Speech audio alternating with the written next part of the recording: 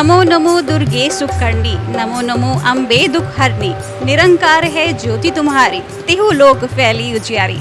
जी हाँ, आज से चैत्र नवरात्र की शुरुआत हो चुकी है और चैत्र नवरात्र के चलते मंदिरों में दर्शन तो बनता है। अभी आपको हम बताना चाहेंगे कि इस वक्त हम चंद्रिका देवी मंदिर पर हैं, जहां पर लोग पूरी सुरक्षा के साथ यहां पर दर्शन करने आ रहे हैं। निरंतर यहां पे लोगों का आना जाना यहां पर लगा हुआ है।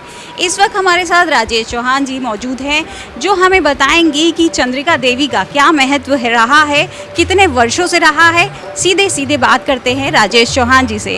राजेश जी, सबसे पहले तो मैं आपको आज चैत्र नवरात्र की बहुत बहुत शुभकामनाएं आपको देना चाहूँगी। जी, आपको भी बहुत बहुत धन्यवाद है। नवरात्र के पर्व पर शुभकामनाएं। महामाई आपकी मनोकामना मंगलमय करें। राजेश जी, मुझे आज थोड़ा चंद्रिका देवी जी के बारे में बताइए कि ये कितने वर्षों से, इसका इतिहास क्या है।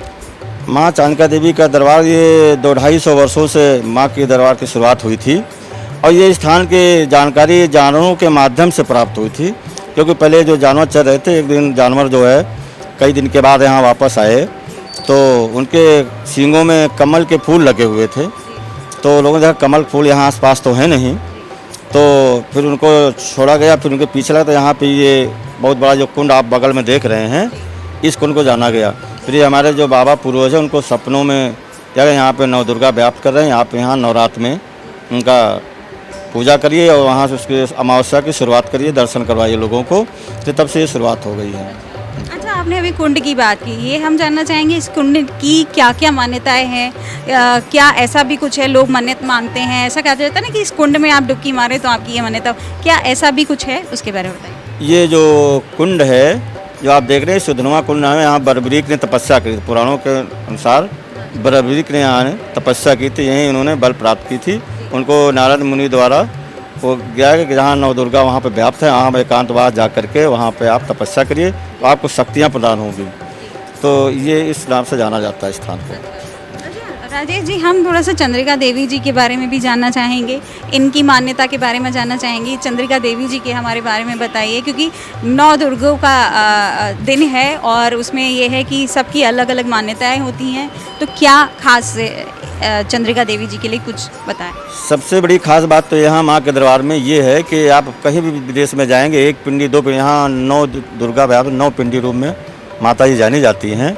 यहाँ जो भी भक्त आता है मन चाहा फल लेके आता है, इसलिए यहाँ पे दिन प्रतिदिन भक्तों की संख्या बढ़ रही है। कोई व्यक्ति आया एक बार प्राप्त करता, कोई 4 बार, लेकिन वो फल जरूर पाता है। यही इनकी कृपा है। जो लोग आते हैं और बड़ी दूर दूर कतार लगा करके मन चाहा फल लेके जाते हैं माता जी। और कुछ खास बताइए हमें माता जी के बारे में, यहाँ पर क्या क्या चीज़ क्या और यहाँ जो आपने कुंड का भी मैंने वर्णन किया था, इस कुंड में स्नान करने से कुष्ठ रोग हैं, तमाम चीज़ें हैं।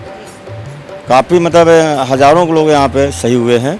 जब आते हैं लोग बताते हैं प्रत्यक्ष रूप से कि हम इतने साल से परेशान थे, तो यहाँ स्नान करने से या इनका स्मरण करने से, जल पीने से हम स्वस्थ हुए। जो डॉक्टरों ने जवाब दे दिया, बिल्कुल बेसहारा हो गए थे, लेकिन यहाँ इस कुंड में स्नान करने से, उसका जल पीने से उनको शुद्धि मिली और स्वस्थ हुए हैं।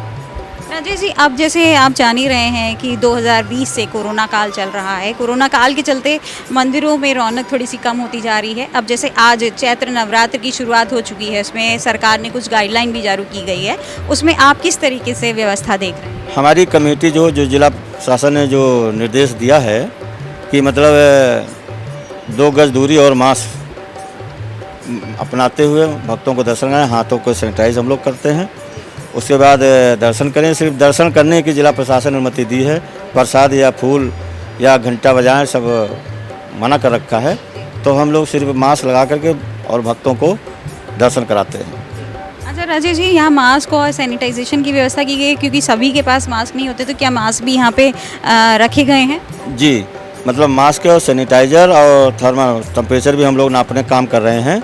अगर किसी वक्त पास मास्क नहीं है तो उसको हम लोग मास्क देते हैं। ये सब व्यवस्था कमेटी की तरफ से किया गया है।